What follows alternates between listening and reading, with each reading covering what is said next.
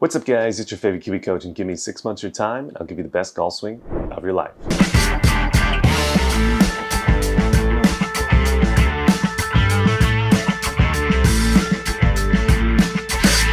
So welcome back to the channel. In this particular video, we are going to be reacting to another YouTube golf instructor, and this particular video is going to be about the simple golf swing.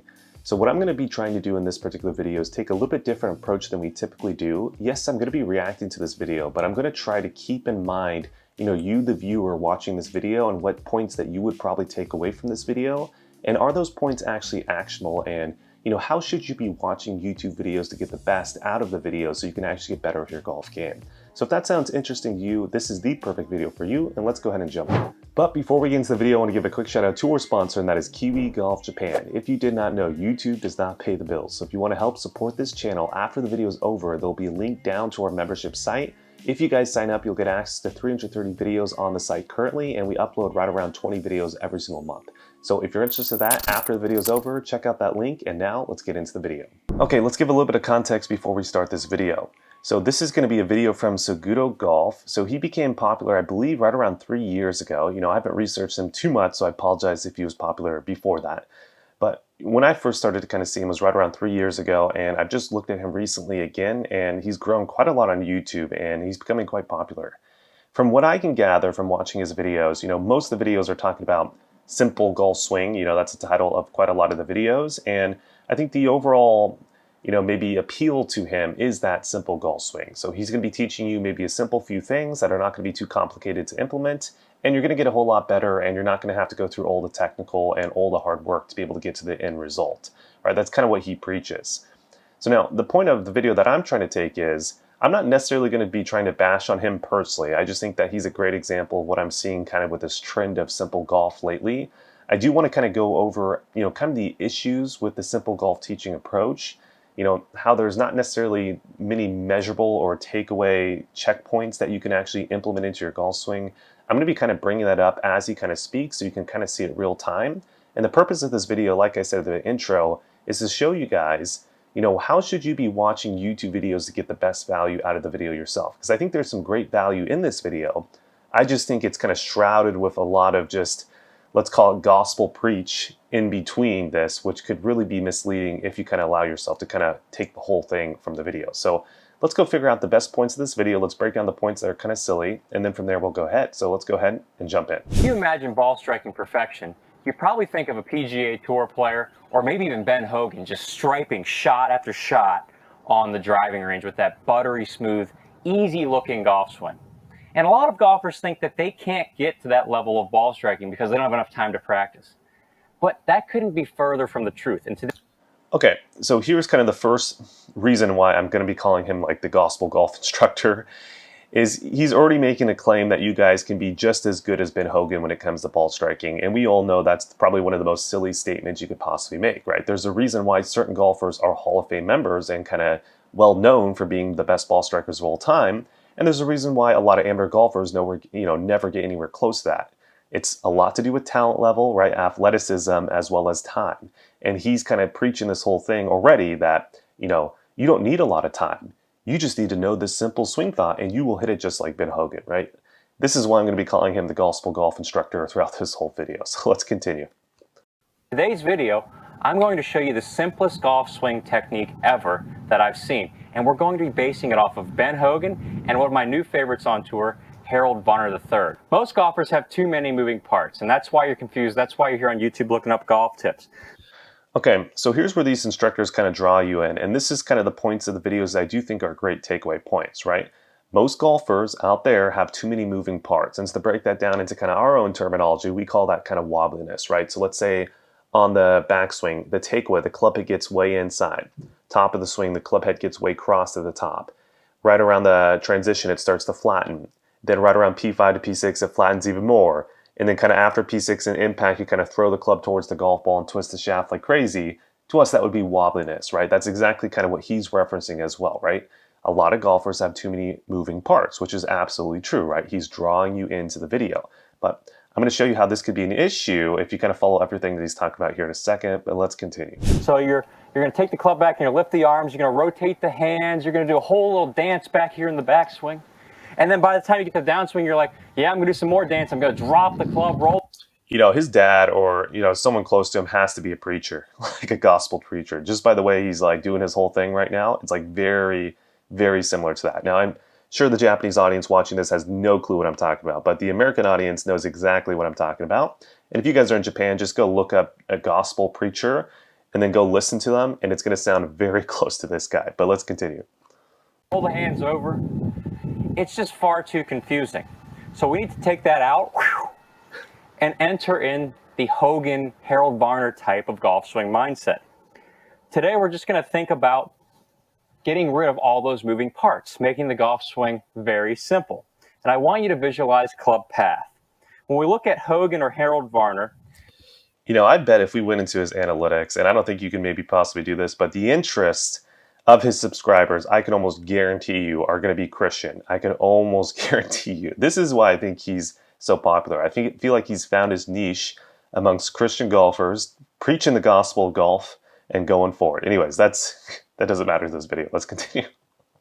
and I think their swings are the simplest swings in golf history.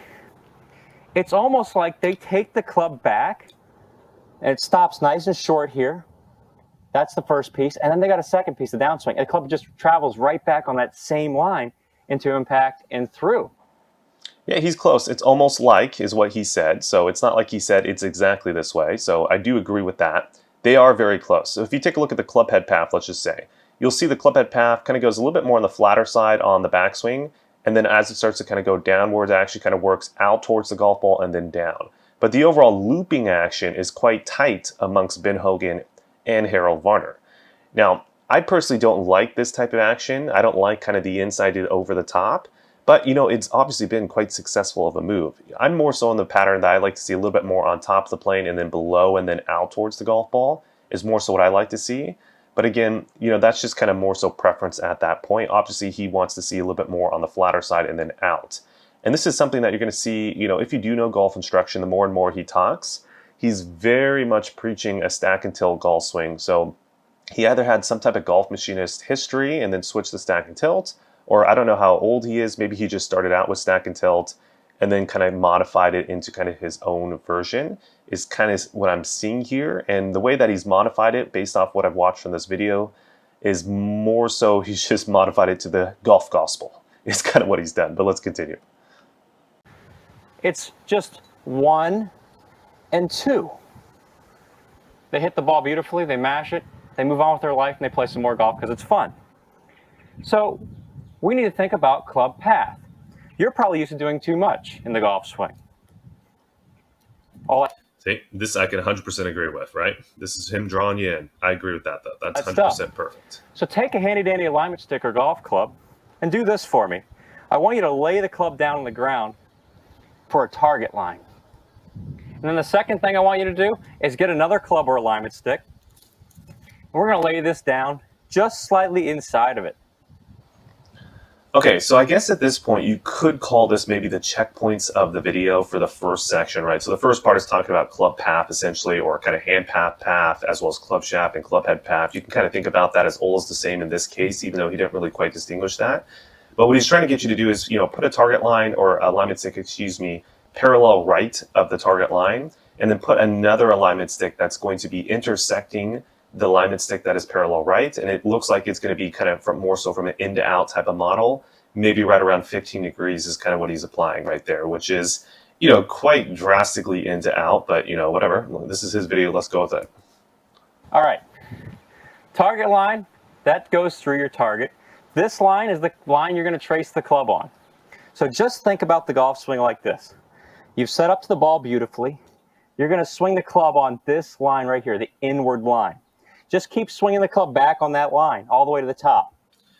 Okay, so this is where if you kind of take what he's talking about literally, he's absolutely wrong. However, I'm getting the purpose and kind of the target audience of this video. So me personally, I understand what he's trying to get across here, but let me kind of break that down for you guys that might be confused.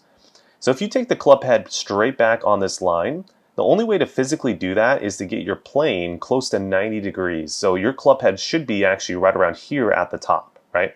Which means that your hands would be way out here and your club head would be way out here, right? Because that's swinging on the same line as the alignment stick. However, his hands are over here and his club head is over here. So he has not swung on the same line or the same plane, right? He has actually shifted the plane to a little bit more of a flatter plane, somewhere right around P2, right? So he has allowed the club shaft to flatten, right? He's done that through the pronation in the wrist, right? Forearm rotation, the torque that he applied to the club. All of that he has done to kind of get the club head over here.